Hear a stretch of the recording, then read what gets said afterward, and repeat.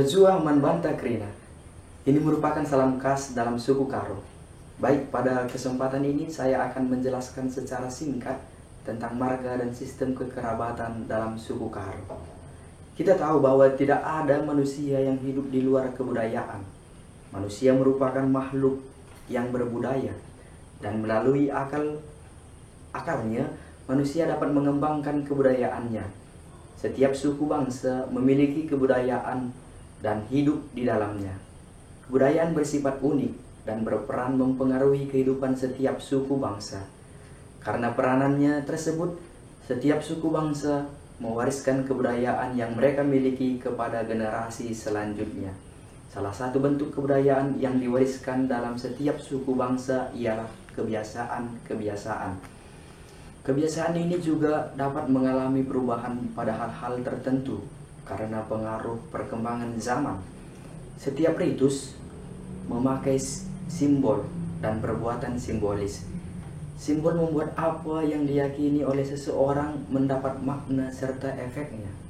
Simbol bukan hanya sekedar tanda biasa, melainkan tanda yang mendapat makna dan isi yang baru, serta dimensinya melampaui apa yang sekedar kelihatan.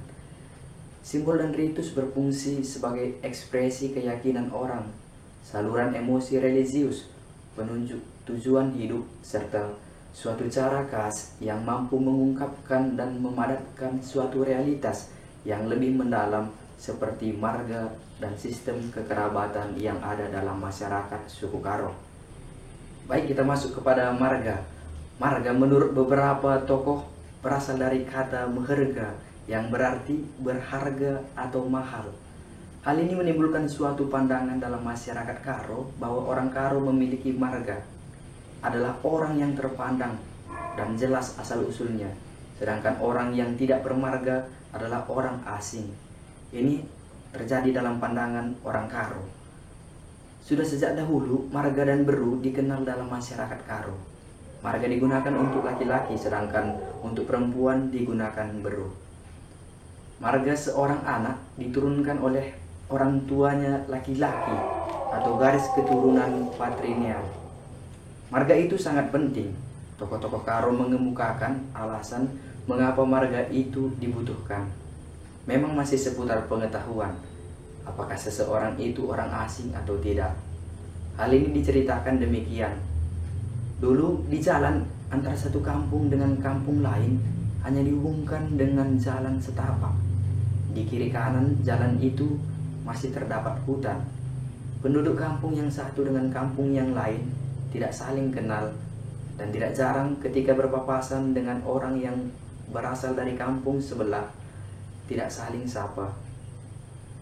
Salah satu jalan untuk mengadakan sosialisasi kepada sesama adalah dengan membentuk marga. Setiap orang memakai marga tertentu. Apabila berpapasan di jalan, maka antara yang satu dengan yang lain saling sapa dengan menyebutkan marga. Misalnya, seorang bertanya kepada yang lain, "Siapa kamu?" Jawabnya, "Aku Tarigan, Ginting, Sembiring, dan lain sebagainya." Orang yang menjawab dan orang yang ditanya dapat diketahui bukanlah orang asing. Seiring dengan perkembangan zaman, akhirnya marga itu memiliki nilai dan manfaat yang besar. Nilai dan manfaat diperoleh, yakni pertama, marga membuat seorang anggota masyarakat dihargai, disegani, dan dihormati.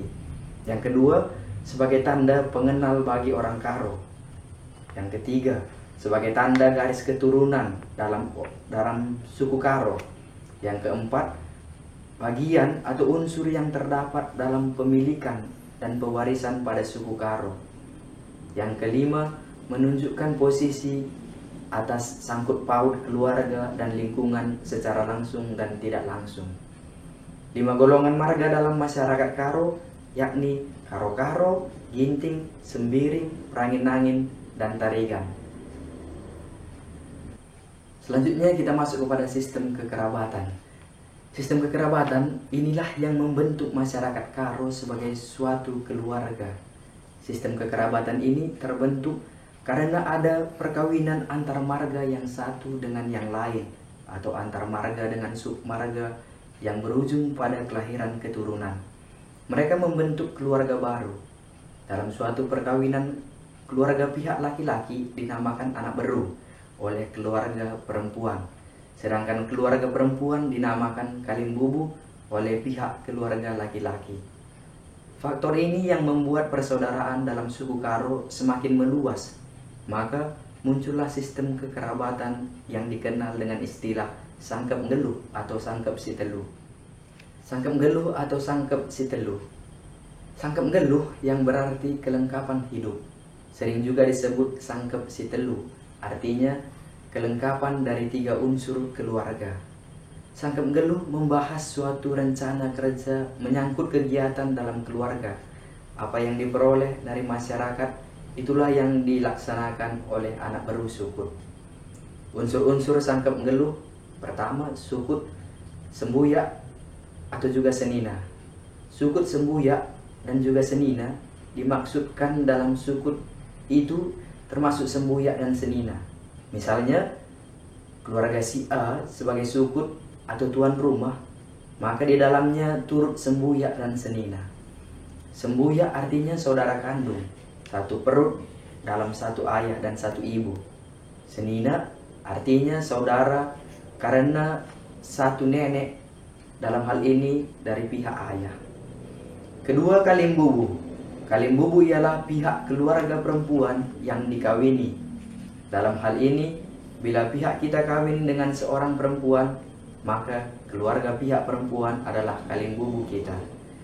Disebabkan ada perkawinan tersebut, maka nenek, ayah, anak-anaknya semua telah menjadi golongan kalimbubu. Dalam adat Karo, kedudukan kalimbubu sangat dihormati, malahan disebutkan dengan istilah Dibada Teridah, artinya Allah yang kelihatan. Ketiga, anak beru. Anak beru adalah pihak keluarga laki-laki yang kawin atau mengambil anak perempuan suatu keluarga. Contohnya keluarga A kawin dengan anak perempuan keluarga B, maka keluarga A menjadi anak beru keluarga B. Padahal sebelumnya keluarga B telah memiliki anak beru secara berjenjang atau menurut tingkatan. Sekian penjelasan singkat dari saya, semoga bermanfaat bagi kita semua untuk tetap mensyukuri, memperjuangkan, mengembangkan, dan membagikan nilai-nilai yang baik yang kita miliki dalam kebudayaan kita masing-masing. Mejuah-juah.